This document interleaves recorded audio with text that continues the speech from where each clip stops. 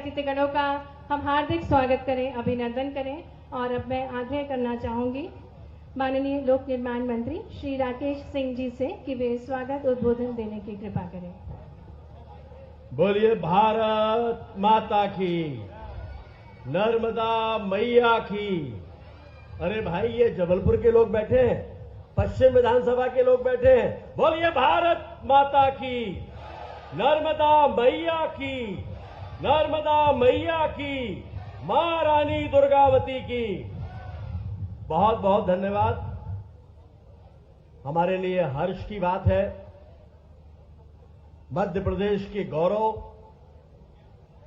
मध्य प्रदेश की 7.5 करोड़ जनता के दिलों पर राज करने वाले हमारे यशस्वी मुख्यमंत्री, जिनके नेतृत्व में एक इतिहास पूरे देश में रचा गया है।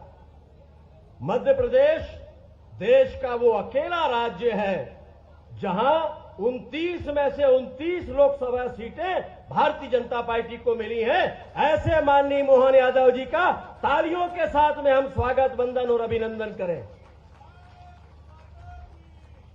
मंच पे विराजमान हमारे वरिष्ठ विधायक सम्मानीय बिश्नोई जी, सम्मानीय अशोक रोहाणी जी, अभिलाष पांडे जी, सम्मानीय इंदु तिवारी जी, हमारे महापौर भाई अन्नू जी, विधायक भाई संतोष जी, हमारे नगर के अध्यक्ष सम्मानीय प्रभात साहू जी, ग्रामीण जिले के अध्यक्ष सम्मानीय रानू जी, हमारी जिला पंचायत की अध्यक्ष मंच पे विराजमान भाई साहू जी, नगर निगम के अध्यक्ष महोदय, हमारे पूर्व विधायक पूर्व मंत्री माननीय बब्बू जी, राममूर्ति जी, हमारे सभी मंडलों के अध्यक्षगण, पदाधिकारीगण, उपस्थित पार्टी के कार्यकर्ता और जनता जनार्दन, सबसे पहले तो हृदय की गहराइयों से मैं आप सभी का स्वागत और अभिनंदन करता हूं।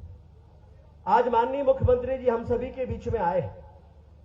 उन्होंने विशेष रूप से इसके लिए जबलपुर को चुना और जिस अभियान को प्रारंभ करने के लिए वे यहां पर आए हैं, इस गर्मी के मौसम में अभी अभी माननीय मोदी जी का कल शपथ ग्रहण भी हुआ है और माननीय मोदी जी के साथ भारतीय जनता पार्टी और एनडीए के सभी मंत्रियों ने एक इतिहास बनाया है। देश में तीसरी बार, पहली बार हुआ है जवाहरलाल नेहरू के बाद कि किसी गैर कांग्रेसी ने तीसरी बार प्रधानमंत्री पद की शपथ ली हो। माननीय मोदी जी ने प्रधानमंत्री पद की शपथ ली है। जोरदार तालियों के साथ में हम स्वागत, वंदन और अभिनंदन करें। इतनी भीषण गर्मी में भी माननीय मुख्यमंत्री जी ने तय किया कि वो चैन से नहीं बैठेंगे। ये गर्मी का समय है और हम सभी जानते हैं कि जल के बिना जीवन शून्य है और जो वैश्विक संकट हम सबके सामने है वो जल को लेकर ही है। और इसलिए माननीय मुख्यमंत्री जी ने जल गंगा संवर्धन अभियान प्रारंभ किया है। हमारे यहां गंगा दशहरा की कल परिकल्पना हम सभी के सामने है। गंगा दशहरा का पवित्र पर्व सामने आने वाला है। 5 जून से लेकर गंगा दशहरा तक ये अभियान चलने वाला है। माननीय मुख्यमंत्री जी स्वयं जगह जगह जाकर ऐसी जल की संरचनाएं जिन्हें वापस से पुनर्जीवित किया जा सकता है, जिनका पुनरुद्धार हो सकता है, स्वयं श्रमदान करके, लोगों को जागृत करके इस अभियान को आगे बढ़ा रहे हैं। आज विशेष रूप से इस गंगा सागर को चुना गया। आप सभी जानते हैं कि आज से कुछ साल पहले इस गंगा सागर तालाब की स्थिति क्या हुआ करती थी। किसी जमाने में इसको जबलपुर का एयर कंडीशनर कहा जाता था, लेकिन बाद में क्या हालत थी, बदबू और अव्यवस्थाओं के कारण कोई वहां पास में जाना भी नहीं चाहता था। अतिक्रमण और गंदगी ने सबके रास्ते रोक कर रखे थे। लेकिन आप सभी को याद है, कुछ वर्षों पूर्व यह तय किया हम लोगों ने कि इसको शुद्धिकरण करके, इसका पुनरुद्धार करके, इसको वास्तविक पुराने स्वरूप में लेकर आएंगे। और लगभग उस समय 20 दिनों तक इसमें सफाई का अभियान चला और उस समय जो काम हुआ वो आज तक दिखाई देता है। और उसके बाद समय समय पर यहां और भी कार्य कराए गए और आज तो ये संग्राम सागर ये अपने आप में इतना खूबसूरत स्थान दिखाई देता लगता ही नहीं है। जब यहां तट पर आकर खड़े हो जाओ तो ये महसूस नहीं होता कि हम शहर के भीतर हैं। और ये साबित करता है कि जन सहयोग से, आप सबके सहयोग से मैंने अगर यहां पर श्रमदान किया तो ये पवित्र स्वरूप निखर कर सामने आया। आज जिस बावड़ी को देखकर माननीय मुख्यमंत्री जी आ रहे हैं, ऐसी 2 बावड़ियों में भी हम लोगों ने श्रमदान किया था।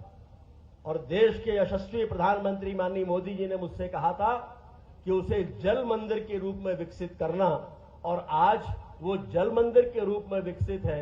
आज पानी इतना स्वच्छ है कि माननीय मुख्यमंत्री जी उस जल से आचमन करके हमारे बीच में आए हैं। ये साबित करता है कि हम सभी यदि कमर कस लें, ठान लें, अपने अपने स्तर पर प्रयास करें, अपने आसपास की किसी एक संरचना को लेकर हम तय करें कि इसका हम पुनरुद्धार करेंगे, ऐसे सभी वो प्राचीन कुएं, बावड़ियां और जो तालाब हैं जिनमें हम कोई सहयोग दे सकते हैं, अगर हम सभी अपने अपने हिस्से का सहयोग दें तो भविष्य के लिए एक अच्छा उदाहरण सह हो सकता है। बहुत बार लोगों को लगता है कि हमारे अकेले के करने से क्या होता है। मैं एक 2 लाइन की एक कहानी सुना के अपनी बात समाप्त कर देता हूं। एक बार एक गांव में आग लगी, लोग, भीषण आग थी, बाल्टियां लेकर पास में नदी बह रही थी, पानी ले लेकर दौड़ने लगे और उस आग को बुझाने का प्रयास करने लगे। आग थी कि बुझ नहीं रही थी। पेड़ पर एक चिड़िया और एक कौवा भी थे। चिड़िया ने देखा तो वो भी उड़ी, नदी से चोंच में पानी भरा और आग में ऊपर से लाकर पानी डाल दिया, एक बूंद। बार बार वो यही करती रही। ये देख के कौवा हंसने लगा और कौवे ने कहा कि क्यों रे चिड़िया, तुझे क्या लगता है तेरी चोंच के एक बूंद पानी से ये आग बुझ जाएगी? चिड़िया ने कहा कि मैं जानती हूं कि मेरी चोंच के एक बूंद पानी से ये आग नहीं बुझेगी, लेकिन भविष्य में जब इतिहास लिखा जाएगा तो मेरा नाम आग लगाने वालों में नहीं, आग बुझाने वालों में लिखा जाएगा। और हमें इसी सूत्र को ध्यान में रखते हुए कि हम आने वाली पीढ़ियों को अगर कुछ सौंपना चाहते हैं तो अपने अपने हिस्से का जो भी योगदान हम दे सकते हैं वो योगदान हमें देना चाहिए। और विश्वास मानिए कि आप कदम आगे बढ़ाएंगे तो एक संग्राम सागर नहीं, 2 बावड़ियां नहीं, ना जाने कितने संग्राम सागर और ना जाने कितनी बावड़ियां और कुएं वापस से जीवित होंगे। हमारे पूर्वज हमें आशीर्वाद तो देंगे ही, लेकिन आने वाली पीढ़ियां भी इस बात के लिए हमें साधुवाद देंगी कि हमारे पूर्वजों ने हमें श्रेष्ठ संरचनाएं सौंपी थी, तो कम से कम हमने उनको वापस से अपने आने वाली पीढ़ियों को उसी स्वरूप में सौंपा है। और मुझे विश्वास है कि माननीय मुख्यमंत्री जी का यह अभियान पूरे प्रदेश में रंग लाएगा और जल की दृष्टि से जो जागरण होगा वो हमें जल की दृष्टि से समृद्ध बनाएगा। मुझे विश्वास है आज यहां पर जो लोग हैं अपने मन में संकल्प लेकर यहां से उठेंगे। माननीय मुख्यमंत्री जी आज हमारे बीच में आए, उन्होंने समय दिया, इसके लिए हृदय की गहराइयों से उनका आभार, उनका धन्यवाद, बहुत बहुत धन्यवाद। भारत माता की जय। बहुत बहुत धन्यवाद माननीय लोक निर्माण मंत्री श्री राकेश सिंह जी स्वागत उद्बोधन के लिए। और अब मैं आग्रह करना चाहूंगी हमारे प्रदेश के मुखिया, हमारे यशस्वी मुख्यमंत्री जी से उद्बोधन के लिए, जिन्होंने अपनी सकारात्मक ऊर्जा से, अपने संस्कारों से पूरे मध्य प्रदेश की काया बदली है और मध्य प्रदेश के विकास को नई ऊंचाइयों तक लेकर जा रहे हैं। ऐसे प्रदेश के मुखिया माननीय मुख्यमंत्री जी से हम आग्रह करना चाहेंगे कि वे हम सभी को मार्गदर्शन प्रदान करें। एक अनूठा अभियान माननीय मुख्यमंत्री जी के मार्गदर्शन में संचालित किया जा रहा है, जल गंगा संवर्धन अभियान, और मध्य प्रदेश सरकार की ये अनूठी पहल है। निरंतर माननीय मुख्यमंत्री जी अपने मार्गदर्शन से मध्य प्रदेश को नई ऊंचाइयों तक ले जा रहे हैं। जोरदार तालियों के साथ माननीय मुख्यमंत्री जी का हार्दिक स्वागत है, अभिनंदन है। निवेदन है आपसे कि आप हम सभी को मार्गदर्शन प्रदान करें। मंच पर विराजमान हमारे अपने पश्चिम क्षेत्र के विधायक और हमारे सरकार के यशस्वी मंत्री, आपके पूर्व सांसद श्रीमान राकेश सिंह जी, इस अवसर पर मौजूद माननीय विधायक अशोक रोहाणी जी, माननीय विधायक अजय बिश्नोई जी, माननीय विधायक सुशील तिवारी जी, माननीय विधायक अभिलाष पांडे जी, संतोष बरकड़े जी, प्रभात साहू जी जिला अध्यक्ष, और हमारे यशस्वी महापौर श्री जगत बहादुर सिंह जी, इस अवसर पर टूरिज्म कॉर्पोरेशन के पूर्व चेयरमैन विनोद गोटिया जी, रवि किरण साहू जी, रिंकू विज जी, अध्यक्ष नगर पालिका निगम, सुभाष तिवारी जी, अध्यक्ष रानू तिवारी जी, ना मैं सुभाष तिवारी जी में कंफ्यूजन हो जाएगा, अजय भैया भी है ना, अजय, अरे आप हाँ बोल दिया। इस अवसर पर अंचल सोनकर जी, पूर्व विधायक हरेंद्र सिंह बब्बू, पूर्व विधायक पूर्व मंत्री श्री शरद जैन जी, पूर्व विधायक श्रीमती आशा मुकेश गोटिया, जिला पंचायत अध्यक्ष श्री अखिलेश जैन जी, प्रदेश कोषाध्यक्ष भाजपा श्री नीलेश अवस्थी जी, पूर्व विधायक, पूरा मंच, सभी पार्षदगण, सभी पदाधिकारीगण, एक बार जोरदार तालियां पूरे मंच के लिए। और ये जो समय चल रहा है ग्रीष्म ऋतु, और ग्रीष्म ऋतु वैसे तो हमारे लिए 3 मौसम 6 ऋतु, और साल का विभक्तिकरण भी ऐसा है कि उत्तरायण और दक्षिणायन। कितनी सुंदर हिसाब किताब हमारे अपने पूर्वजों ने लगा करके दिया है, और कई जन्मों के पुण्य के बाद व्यक्ति का मनुष्य जन्म में जन्म होता है, और मनुष्य होने के नाते से तो समूची पृथ्वी उसकी वसुधा है, उसका घर है, लेकिन ऐसे में भी उसका और भाग्य हो तो वो अपने देश भारत माता की गोद में जन्म लेता है, वो सौभाग्यशाली भारतीय नागरिक। और उससे बड़ा भाग्य अगर हो तो नर्मदा के किनारे मध्य प्रदेश में जन्म लेता है, ये और सौभाग्य की बात है। यह आनंद में मां नर्मदा की, मां गंगा की, क्योंकि 2 बेसिन बड़े बड़े हैं जिनके माध्यम से हमारी सारी जल संरचनाओं का जल अपने आप, जहां से जल के देवता समुद्र, वहां तक पहुंचता है। हमारे लिए एक बेसिन है जो सीधा पश्चिम की तरफ नर्मदा जी अमरकंटक से प्रारंभ होकर अपनी यात्रा जबलपुर, होशंगाबाद से होती हुई सीधी गुजरात के रास्ते से समुद्र तक पहुंचती है।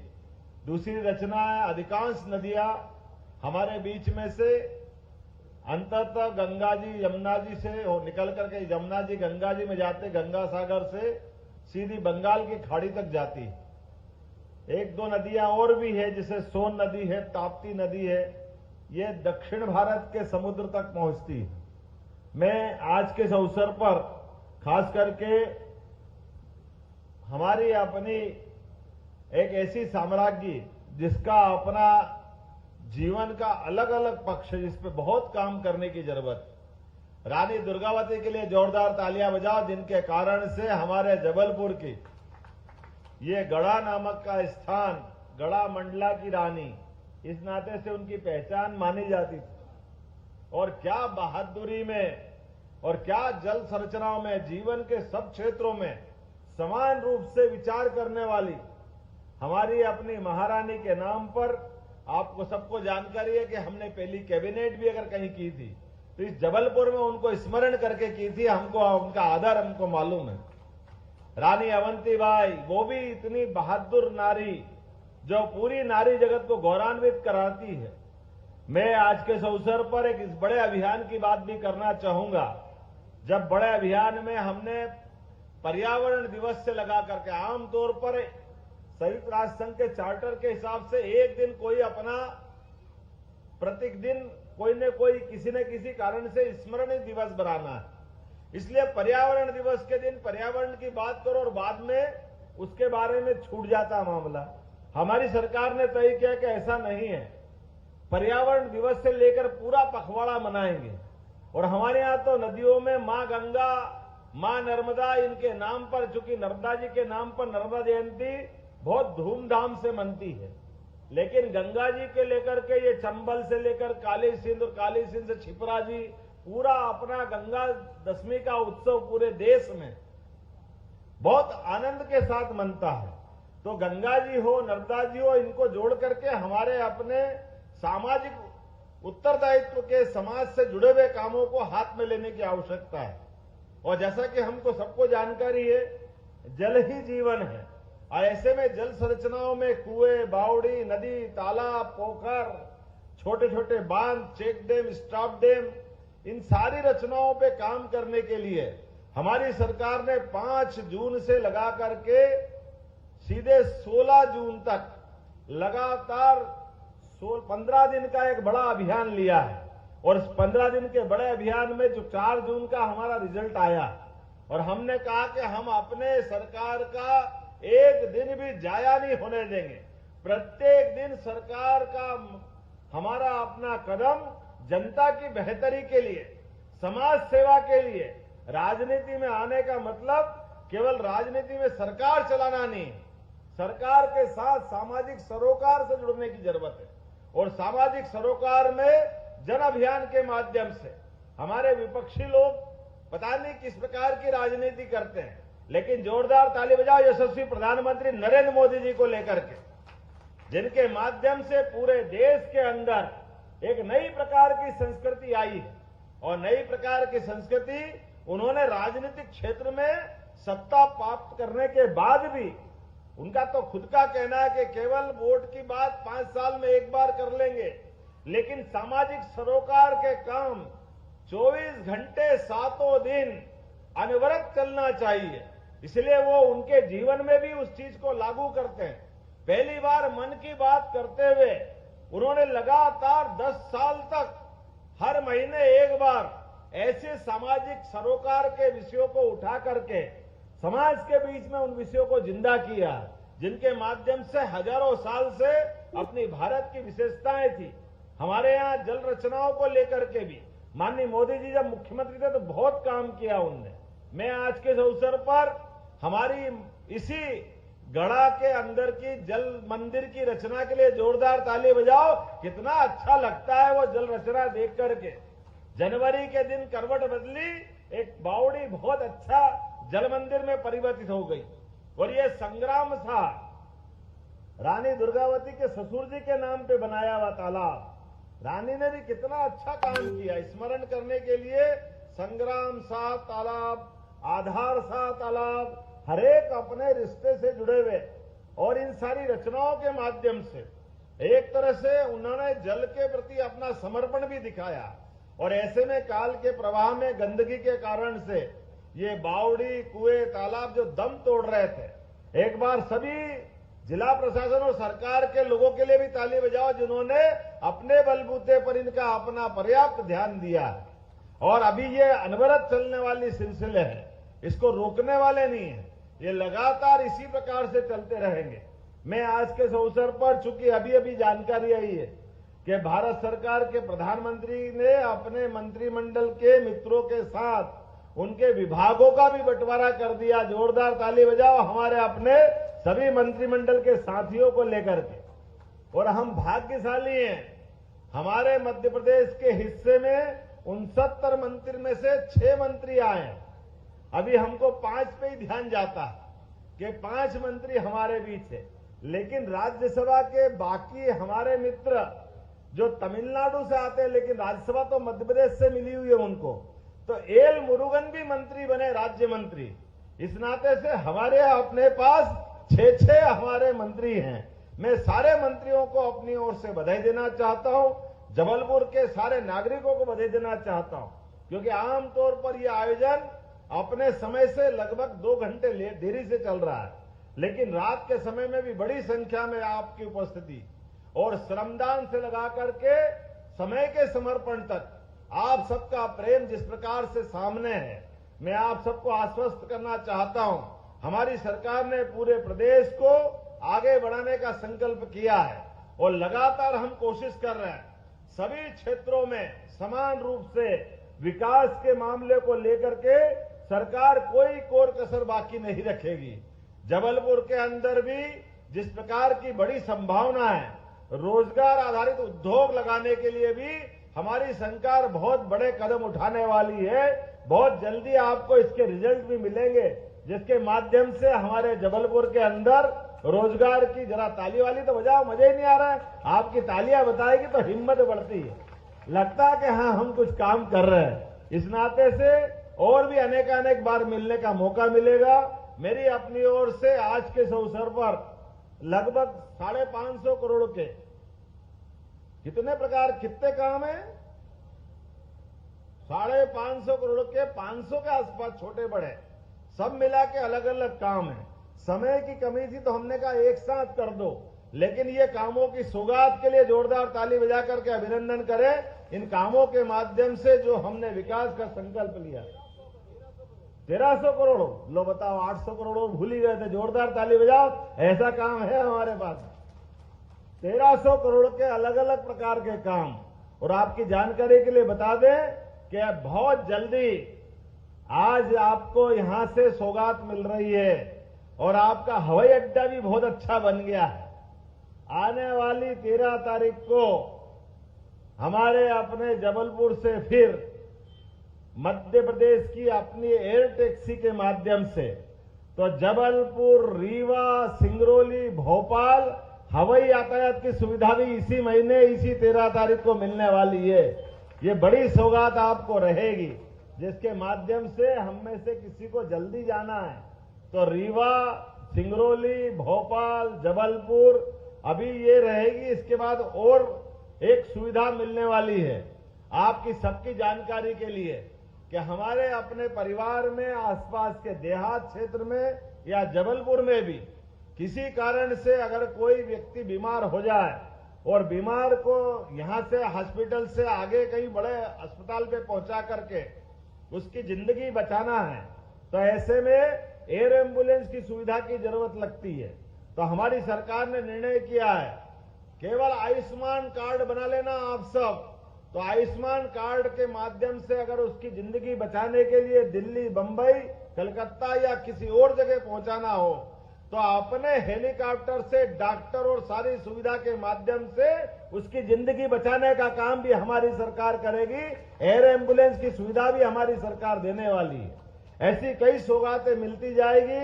ये जनता का विश्वास भाजपा के प्रति जो है, इस विश्वास को भारतीय जनता पार्टी के माध्यम से हम निश्चित रूप से और प्रगाढ़ करते रहेंगे।